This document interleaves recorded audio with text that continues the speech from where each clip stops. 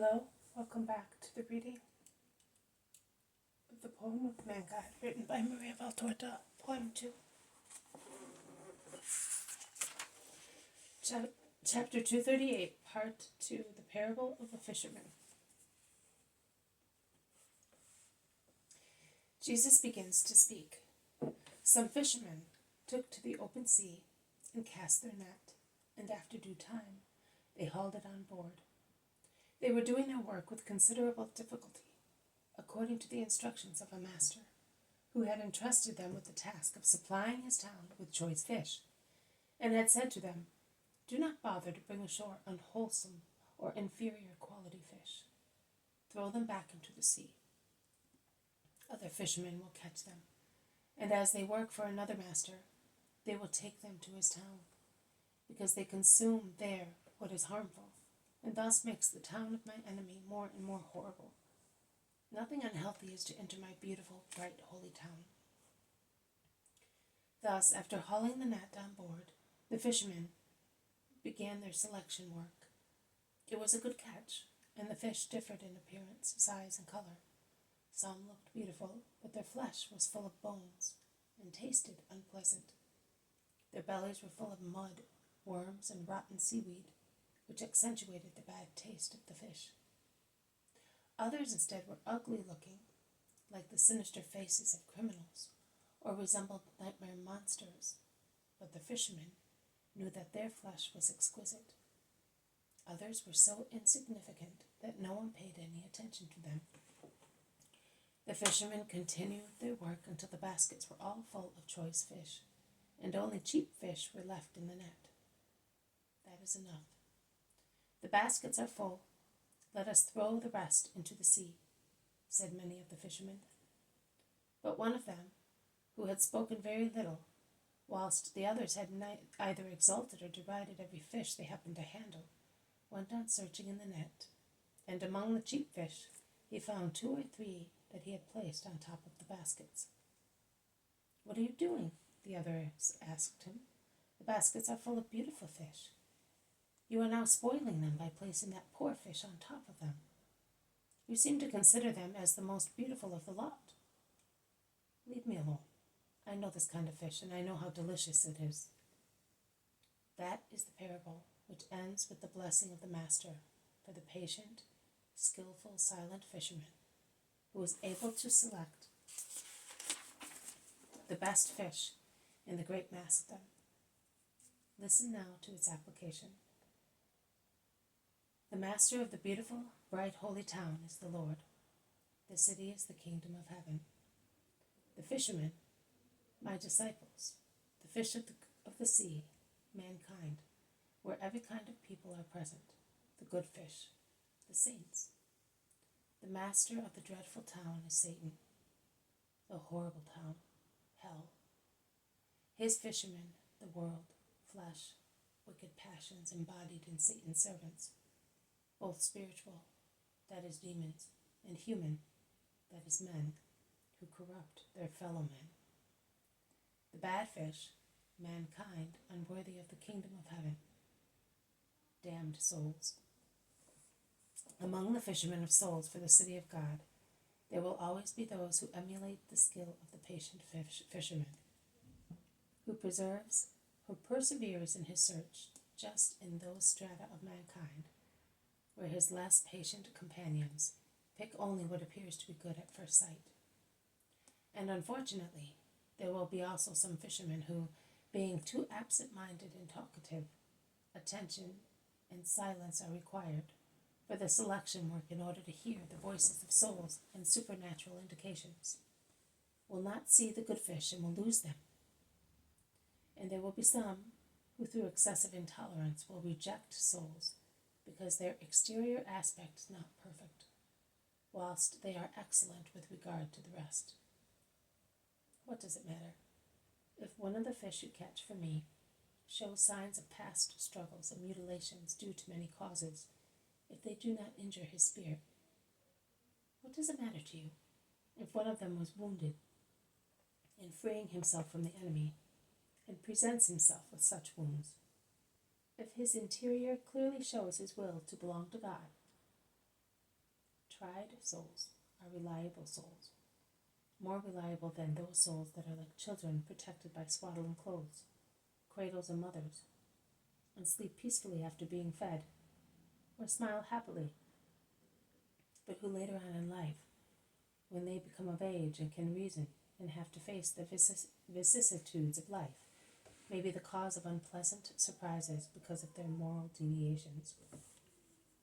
I wish to remind you of the parable of the prodigal son, and you will hear many more, because I will always endeavor to teach you right judgment in examining consciences and in selecting the best method to guide consciences, which are individual, and therefore each has its own special way of feeling and reacting to temptations and to your teaching.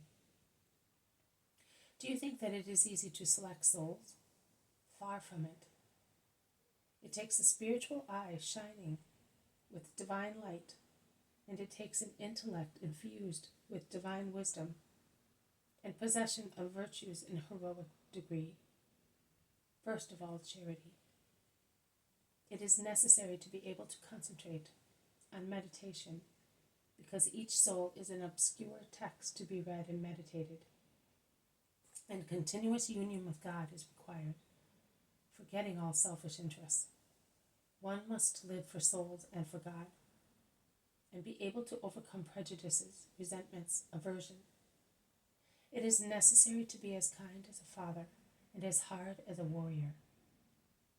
Kind to give advice and to encourage, hard to be able to say, that is not allowed and you shall not do it, or it is right to do that and you shall do it, because, and you must consider this carefully, many souls will be thrown into the ponds of hell, but not only the souls of sinners. There will be also the souls of evangelical fishermen, of those who will have failed in their ministry, contributing thus to the loss of many souls. The day will come, the last day of the earth, the first of the completed and eternal Jerusalem, when the angels, like the fishermen of the parable, will separate the just from the wicked, and at the inexorable command of the judge, the good will pass into heaven, and the wicked into the eternal fire. And then the truth will be made known concerning the fishermen and the fish. Hypocrisy will collapse, and the people of God will appear as they are, with their leaders and those saved by the leaders. We shall then see that many who are outwardly insignificant and ill-treated are the brightest ones in heaven, and that the quiet, patient fishermen are the ones who have done most, and now shine with as many gems as the souls they saved. I have told you the parable and explained it. And my brother? Oh, but Peter looks at him, and then at the Magdalene. No, Simon, I have no merit there. It was all the Master's work, says Andrew frankly. So are the other fishermen, Satan's, going to get the remnants? Asks Philip. They endeavor to take the best, the souls capable of the greatest prodigy of grace, and they make use of the same men to do so, beside their own temptations. There are so many in the world who for a mess of pottage sell their birthright. Master, the other day you said that there are many who allow themselves to be seduced by the allurements of the world. Are they those who fish for Satan? Asks James of Alphaeus. Yes, my brother.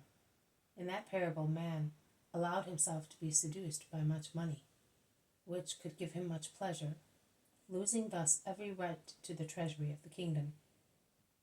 But I solemnly tell you that out of 100 men, only 1/3 can resist the temptation of gold or other enticements, and of that third, only half can do it heroically. The world is dying, suffocated because it voluntarily overburdens itself with the ties of sin. It is better to be devoid of everything rather than possess mean and elusive riches. Endeavor to imitate wise jewelers, who, when they are informed that a very rare pearl has been found, do not bother to keep so many small jewels in their safes, but they get rid of everything to buy the wonderful pearl. Why then do you say that there is a difference in the missions with which you entrust those who follow you? You say that we have to consider those missions as a gift of God. Should we not forego them as well? Because they are but crumbs compared to the kingdom of heaven, says Bartholomew. Not crumbs, they are means. They would be crumbs, or better still, they would be dirty straw, if they became man's aim in life. Those who busy themselves to obtain a position with the human prophet turn that position, even if it is a holy one, into dirty straw. You must instead accept it obediently as a joyful duty and a complete holocaust. And you will turn it into a very rare pearl. A mission is a holocaust, if fulfilled unreservedly. It is martyrdom and a glory. It drips tears, perspiration, blood, but forms a crown of eternal royalty. You can really answer all questions. Have you understood? Do you understand what I say by means of comparisons taken from everyday life, but enlightened by a supernatural light that explains their eternal meaning? Yes, Master, we do. Remember then the method to teach crowds, because that is one of the secrets of scribes and rabbis, to remember. I solemnly tell you that each of you, imbued with the wisdom that ensures the possession of the kingdom of heaven, is like the father of a family who takes from his treasury what is necessary for his family, making use of old and new things for one only purpose, which is the welfare of his children. It is no longer raining. Let us leave the women in peace and go to old Tobit, who is about to open his spiritual eyes on the dawn of next life. Peace to you, women. This has been a reading from the poem of the Mad God, written by Maria Valtorta, Volume 2, Chapter 238, Part 2, The Parable of the Fisherman. Thank you for listening. I will see you tomorrow. May God bless you, and may peace be with you.